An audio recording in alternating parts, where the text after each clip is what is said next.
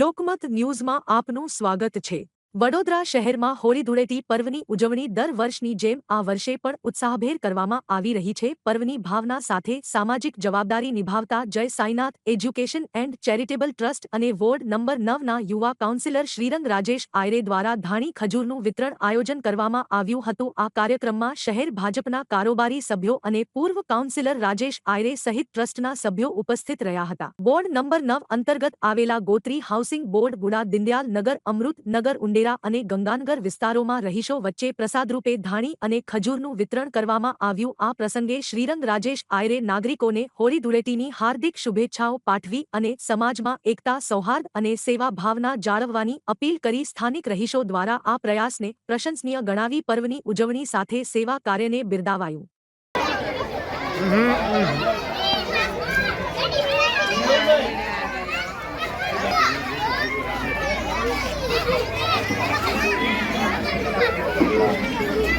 વડોદરા શહેરવાસીઓને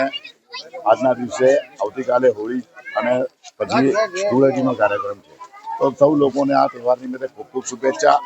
આપણે બધા જ લોકો ખૂબ સરસ રીતે હોળી પણ ઉજવીએ છીએ, ધૂળેટી પણ ઉજવીએ છીએ, પણ અમુક વિસ્તાર ને અમુક એવી જગ્યા હોય કે જ્યાં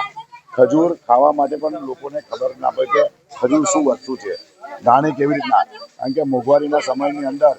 વર્ષોથી અમે લોકોએ સ્કૂલોની એક્ઝામ હોય, લોકોને એ હોય ત્યારે આપણે તમે જુઓ કે એ લોકોને નોટબુકનું છે, પેનોનું વિતરણ હોય, એવી રીતના પ્રવાસોનું આયોજન હોય। તો આ વિસ્તાર એવો છે કે જ્યાં ઉત્તરાયણ હોય તેમને પતંગો આપવાનું હોય, દોરા આપવાનું હોય, એટલે જે રીતના આપણાથી થતી સેવા હોય એ બધું હોય કે જન્મ થાય ત્યારે શું કરવાનું, વચ્ચે લોકોનું શું કરવાનું, મૃત્યુ પછી સબવાહિની માટે કે એમ્બ્યુલન્સ હોય,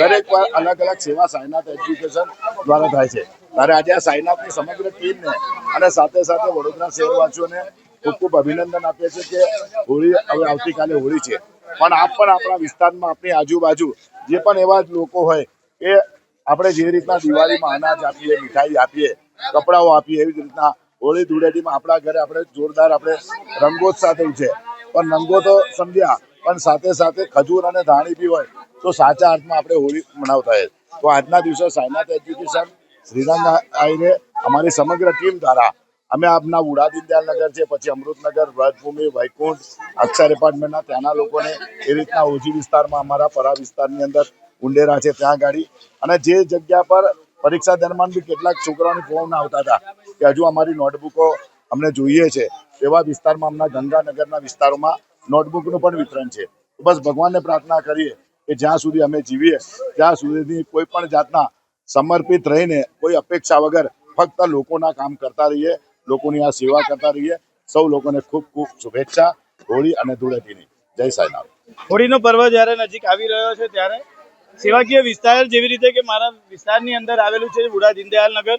તેના અંદર અમે આજના દિવસે ખજૂર ધાણી અને અહીંયા વિતરણ કરવા માટે આવ્યા છે।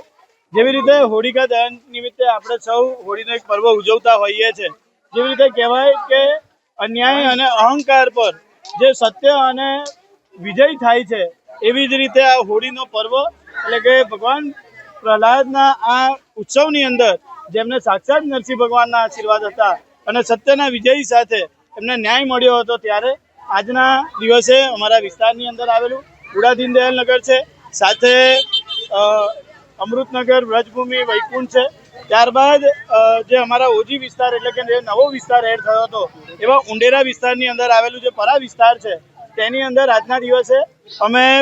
ખજૂર ધાણીનું વિતરણ કરવા માટે જઈ રહ્યા છે। અને જેવી રીતે આપણે જોઈએ છીએ કે બોર્ડની એક્ઝામ ચાલે છે અને એ બોર્ડની એક્ઝામની સાથે સાથે લોકોને શૈક્ષણિક રીતે પણ ફાયદો થાય, કેમ કે આ એક પર્વ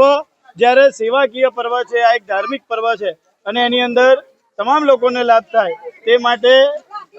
અમારા વિસ્તારની અંદર આવેલું ગંગાનગરની અંદર પણ અમે આજના દિવસે નોટબુક વિતરણનું પણ ત્યાં આગળ કાર્યક્રમ રાખેલો છે। એટલે આજના દિવસે ખજૂરદાનીના વિતરણની સાથે સાથે જે ઓજી વિસ્તાર છે તેની અંદર